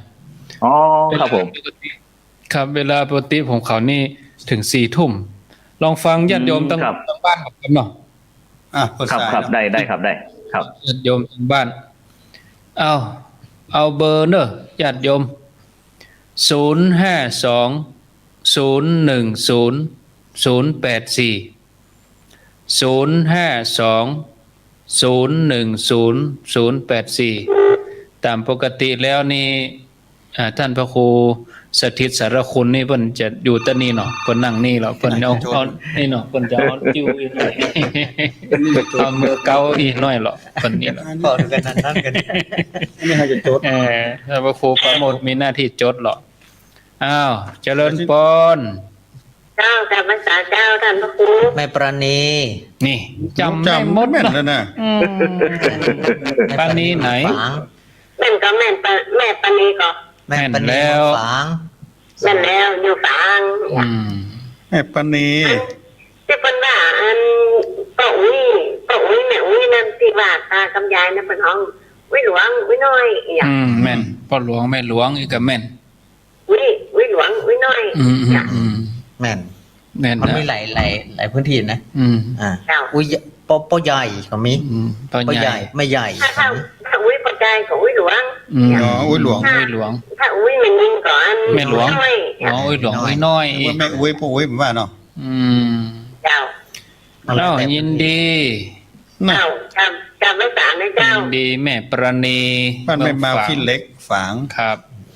052 ที่บ้านโตเก่งก็เก่งแต่เนอะอาทิตย์ดีนะ 084อ้าวเจริญปน พระวิสาเจ้าท่านพระครูสามตัวจำองค์เจ้า 4 ตน แม่สีทอนกันแม่ยัง โทษจากไหน ลาดแต่ก็เป็นเจ้า โอ้แจ้ซ้อน เป็นสลัด เจซ้อน ครับ แจ้ซ่อนลำปางปุ่น แม่ว่าจะได้พ่องกับเมือง หมดดีเนาะ ตั้งไหนแม่กับเมืองที่ไหนที่เป็นต่อท้ายด้วยหอนั่นน่ะ บางเหนือ เป็นเหนือกับหอ แม่ส น่ะ ลาดเจ้า หม่อนดีฮะ หมดที่หอ แต่ภาษาประเดี๋ยวมันละอ่อนมันก็เน้นภาษากลางอย่างเนาะมันเน้นก็เนี้ยเนาะ มีเมียงเหรอ กับเมียงเนี่ยกับเมียงแต่ได้จะกับเมืองเนี่ยกับเมียงกับเมียง ภาษากลางก็แต่ละอันเดียวครูสอนภาษากลาง อืม ไม่เขียวเนาะความว่าไม่เขียวไม่เขียว อืม ไม่บ่เขียว ยินดีเนอะแม่เนอะ เจ้า สาธุ เนสลัดปันเจซ้อน อ้าว เจซ้อนลำปางฝั่งเห ต่อ นือ ไป เจริญปน สาธุเจ้า ที่ไหนอ๋อ แม่อย่างอ๋อ ไม่สละอวนกันเจ้ากัน แม่อ้วนก่อน แม่ยังอ้า อ๋อแม่อ้วนกัน แม่อุ้ยอ้วนเลย อุ้ยอ้วนกันนี่ใส่อุ้ยอ้วนเลยอ่ะ อ่า จ้าแม่อุ้ยอ้วนแล้ว แม่หลวงอ้วน จ้าตัวอุ้ยอ้วนหรอ อืม ได้เป็นอุ้ยหมอน ลูกหลานของอุ้ยอ้วนหมดอ่ะ จะห้องยายเนาะ เจ้าย ายอ้วน เจ้า แล้วแม่อุ้ยก็จ่าตัวอุ้ยเนาะ เจ้า อืม อ้วนเจ้าอุ้ยอ้วนหรอ อืม นี่ไงอุ้ยอ้วน สา คน ธุ บ้าน สา สาดป่า ธุสาธุ ฝาง สันขวางดอยหล่อยายแม่อุ้ยอ้วน จิตติลังกา 052010084อ้าวหับสาย เจริญปนติดแล้วเนอเจริญปน เจริญปน ตักแสบ ดักแซบสายใหม่มา052010084อ้าวรับสายเจริญปน กับพระสาเจ้าทุกเก่าตนเก่าองค์เลยเจ้า ชีตนแม่วันนี้นะ สี่พระองค์แม่ มาสี่รูป พระองค์เจ้า อืม อันนี้เขาจะฟังตามวิทยุเป็นหลัก แม่ยังหาแม่ น่าจะฟัง แม่จินจิลามันจินนะ อ๋อ เจ้า แม่จินจินละ อันนี้เขา ดอกคำใต้กะ โทรมาประ เจ้า จำกัน เรา พี่เจ คำ ริ ใจ ญ เจ้า ดอกคำใต้พะเยาอ่ะท่านพระครูนี่นะ ครับผม พะเยา เมียงพะเยา เมียงพะเยาเน่ กินคนเมียง พะเยา เมียงพะเยา เมียงแต่แต่ เมืองพะเยาก็ตั้งพุทธประเดี๋ยวอุ้มหม่อนได้ไหมเนาะ อืม เจ้า ม่วนดียินดีเนอะ เจ้า สาธุแม่เจนจิราอำเภอแม่ใจจังหวัดพะเยา052 ใต้ ดอกคำไต้เนาะ052010084 แม่ยัง เจริญปน โทรไปจากน่านนะครับเด้อ เมืองน่าน พ่อ อำเภอหยางป่อ อำเภอภูเพียงจังหวัดน่านครับ ภูเพียง รักษาตำแหน่งเนี่ยผมว่าดีที่สุดนะครับ อืม น้อยคนนั้นพ่ออีกเนาะ ป่อเจอหยังป่อ ครับ ป่อเจอหยัง เรื่องรักษาประเพณีของ พ่อจิน เมื สา อง ว นะครับ คือเพิ่นฟังวิทยุ เมืองหลับเป็น พ่อต้องฟังโทรศัพท์พ่อ ป่อฟังโทรศัพท์เพไปเมาฟังวิทยุมันจะงงนะ ครับ ครับ สวัสดีครับ อืม ครับผม ครับ จับพอดีโยมเวลาโทรมานี่ต้องฟังโทรศัพท์เพเนอะ อ่า เป็นหัวฟังวิทยุนี่จะงงนะ เจริญปนเจริญปนติดแล้ว ดักปิงได้ยินกะเสียงวิทยุ เจริญปนได้ยินแล้ว นี่ถ้าจะมือใหม่ มือใหม่ เอ้า สายต่อไป0520100 กำลังมือใหม่เนาะ 084 เพิ่นบ่ค่อยเข้าใจ เจริญปน ไปสาเจ้า อีกา เองไหมเขา ไปสาเจ้า อยู่ที่ไหน ไหน อยู่เมืองนี้เจ้า เมืองลีบ้านอย่างเมืองลีเจ้าวะ เจ้า หืม ไม่อุ้ยอยู่ก้าไม่อุ้ยหยัง อันยาวแสงจันทร์เจ้า ว่าอุ้ยเป็นยายใส่กัน อุ้ยแสงจันทร์นะอยู่ตระไดแม่แสงจันทร์ จ้ายุโรป15 อ๋อ 65 อยู่ เป็นมอนแล้วเจ้า โอ้โหเป็นมอนแล้วโอ้ เจ้าเป็นมอนแล้วเจ้าหลานเหลนแล้วเจ้า โด มีแล้วเจ้า 65นี่เป็นมอนแล้ววะเจ้า บ้านอย่างเกาหลีเนี่ย อยู่บ้านหยัง อยู่บ้านพวงคำเจ้า บ้าน อ๋อพวงค เจ้า ำอยู่ดีมีชุกเนอ เจ้าวัดสาทั้งสี่ทั้งหมดนะเจ้าทั้งสิบคนเจ้า สี่รูป ตนสี่รู สี่ ป พระองค์ 052010080 นี้ประเดี๋ยวลงท้ายเจ้าว่าเนาะปีกันรับคน ลีเจ้าวะ เจ้าวะ เจริญปน ไอ้ชายเจ้าฐานพระโค จากที่ไหน อันนี้เนอะเม็ดเวียงปะเป้าเจ้า เมียงปะเป้า จ้า แม่ เจ้า เจอหยังแม่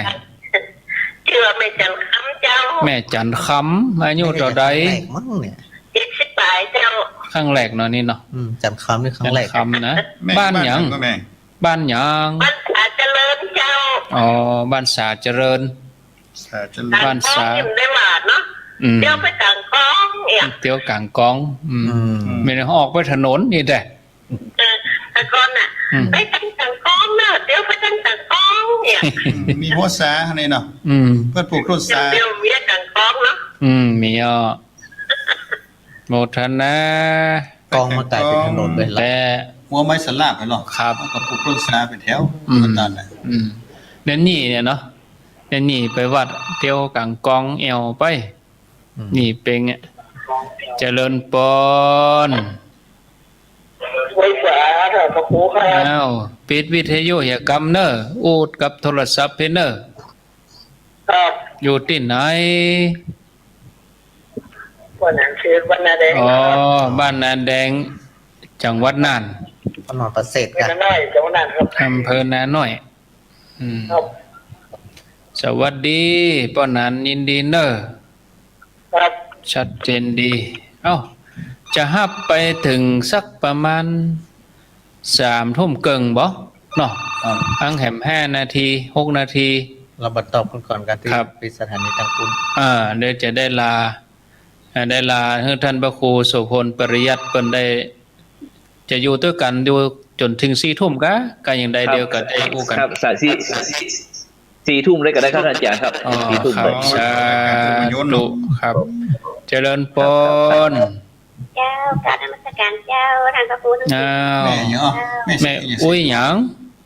หืม อุ้ยจันนวล อุ้ยจันนวลนี่ แม่จันนวลก็เตือนนะครับเจ้า แม่จันนวลน่ะอำเภอหยังแม่จันนวล อำเภอฝางเจ้า อ๋ออำเภอฝางกัน อำเภอฝาง มันได้มาต้นตุ่ม อ๋อ อำเภอฝาง แม่ เจ้า เมาต้นตุ่ม ตะกี้แม่แมว เล็ก พี่เล็ก มาต้นตุ่มใกล้ๆกัน เป็นแม่เมาหมดแต่ทั้งพุ่นแต่ ครับ แม่เมา ต้ ต้ น น แม่น้ำเมาหรอก อ๋อ แม่น้ำเมาเมานี่มันความหมายอย่างไร เมานี่แปลว่าหยัง แม่น้ำเจ้าแม่น้ำ แม่น้ำ ชื่อเฉพาะมีความหมาย มีความหมายเนาะมันชื่อต้นไม้มันชื่ออย่างไร น้ำแม่เมา แม่น้ำเจ้าแม่น้ำเมาเจ้า เออสาธุเนอ สักอย่าง แม่เมาต้นตุ่ม ก็บางอย่างนี่มันมีที่มานะครับ มันต้อง มี เพี้ยน น้ำปิงเนี่ย อืม ปิงเนี่ยมีความหมายปิง มีความหมายเนาะ มันจะเพี้ยนมากะ 052010084 เจริญปอนเจริญปอนติดแล้ว เจ้าไว้สาเจ้า โทษจากดังใด เจ้าบ้านสัตว์สรีเจ้าเวียงปะเป้าเจ้า ชันสลีเวียงป่าเป้า ฟังทุกเจ้าเขาอู้กันเป็นยังไดพ่องหาหืม ก็ม่วนดีเจ้ามี ม่วน ความโง่จัดหน้าพระเจ้า หม่อนไปยังเนาะ เจ้าแต่ทางบ้านเจ้าเขานี่จะอู้เป็นเกือเป็นมือเนอะ ยังไดยังได นะ ไอ้อย่างเป็นเก๋อ เจ้าถ้าว่าเกือก็ว่าเกือนะถ้าว่ามือก็ว่ามือนะ มัน เกลือ เขินลักษณะเขินมั้ง เกลือนี่ว่าเกลือกันไหม เจ้าถ้าบ้านตั้งไว้ว่าเป้าเจ้าเขานี่จะว่าเป็นเกือเป็นมือ จังเก๋อ เกื อ่ะ เสียถ้าว่าเกือว่าเกือเสีย นั่นกะ เจ้า เมอนี่คือปิกเนาะเมอบ้านนี่เนาะ มือนี่คือไปเจ้า ไปจะเมอไหน เออ เจ้ามือไหนอย่าไม่น้องมือไหนอย่าจังหวะมือวาดอย่าเขาจะมาถามว่ามือไหนอย่า อ๋อ อ๋อเมอคือไป เจ้ามือคือไปเจ้า เอ้าได้แหมละได้ภาษาแหมละ ได้เห็นภาษาแหม ครับอ้าว ภาษาปิกย่อย สายต่อไปแฮมเอ้าเจริญพร ไม่แต่เจ้าท่านครูท่านอาจารย์ทั้งสี่ลูกสี่ตนเจ้า เจริญพรเน เจริญพ อ ร อยู่ตังใด หลังบุรชนการเจ้า ชัยปราการ แม่สีทอนก็ เจ้า นี่ท่านพระครูจำได้ เป็นแม่ปณีแวดเนาะ หืม ป้าอุ้ยแม่อุ้ยคนอุ้ยสวยอุ้ยหลวงเดี๋ยวมันเหมือนเคยมีแล้วล่ะเนาะจะเป็นปู่กับย่าแม่ตากับยาย ปู่ย่าตายายไปเหี่ย เฮาขออนุรักษ์กันไหมเหย เจ้า เริ่มต้นที่เฮา กันแบบยิ่งเหือถ่ายจะจิ๊กๆทำเมืองเจ้า เริ่มต้นที่แม่นี่แหละเนาะ โนทนา อ้าว สาธุเจ้าอีกอ่ะเนาะ เจ้าน้อยเจ้ายาวกว่านี้เจ้าสั้นเจ้ายาวกว่านี้ ครับ052010084รับสาย เจริญปอน แต่ไว้สาเจ้าท่านพระครูทั้งสี่ตัวสี่องค์เจ้า สาธุ คุยบ้านพูนน่ะ แม่สายทอง ไม่ใส่ท้อง ธัญแก้ว มันมือ เดี๋ยวนี้อยู่ไหนห้วยอยู่ห้วยการก็ว่าอยู่ตุ้งโปง บัดเดี๋ยวนี้ช่วงโปงฝนตกเจ้า อ๋อฝนตกเนาะ อันนี้มีข้าวมีเกลือกับเมืองซะหน่อยก้าเอาซะหน่อยเนาะ เวลามีหน้าตะเจ้า เอามีการแนะนำพระครู น้อ เป็ ย น ตะเจ้า ตั้งเบียง พอมีอยู่ว่า ถ้า ไป เก้าหมิ่นสิบหมิ่นจะได้หมิ่นประมาทเก้าขาดสิบขาดจะได้ขาดศีลขาดธรรมเก้าทำสิบทำมาเท่าทำบุญเก้าคุณสิบคุณมาเท่าคุณพ่อคุณแม่ ก็แผ่สิบแผ่วัฏแผ่เมตตาเก้าหาสิบหาเก้าหาพระนิพพานเก้าตานสิบตานเก้าตานเจตนาสถานะเจ้าง าน เป็นกำลังใจทั้งสี่ตนสี่องค์นะเจ้า สาธุ นี่เนาะ แม่สายทอง ก็ได้ไม่ใส่พีนสกุลน่ะ เนี่ยเดี๋ยวมาละ เมือง แม่ ปา สิ นนี่ พิน นะ เดี๋ยวมาละ หมู่ปันลำปาง กำลังเต้งโกดท่านนะ เนาะ เนาะ โกมันไม่ใส่พีน เฮียปังพึกๆนี่ เจ้าโซสกำถ้าเมืองปานมาใส่สกำเนาะ อ้าวเจริญปอน พระวิสาเจ้าท่านพระครูท่านสกุลสี่ตนสี่องค์เจ้า อันนี้แม่อุ้ยเหรอ นี่แม่อุ้ยสายฝน อุ้ยสายฝน เจ้า แม่อุ้ยสายฝน น้องปลาขาวว่าตะกี้นะแม่นเนาะ อืม จ่าตัวเป็นอุ้ยนะ ได้ยินชัดก่อแม่หลวง ใช่ชัดเจนเจ้า ฟังทางวิทยุเนาะ วิทยุก็ฟังทางโทรศัพท์ก็ดูนะ โท เจ้าร ศัพท์ก็พอด้วยแต่ เจ้า โอ้แฟนตัวยงได้แล้วนี่ ม่วนเนี่ย นี่โมทนา เนี่ย อันนี้เป็น แฟนรายการ เนี่ยเพิ่น แน่นหนา ไม่อุ้ยดีกว่าที่อ่ะ อืม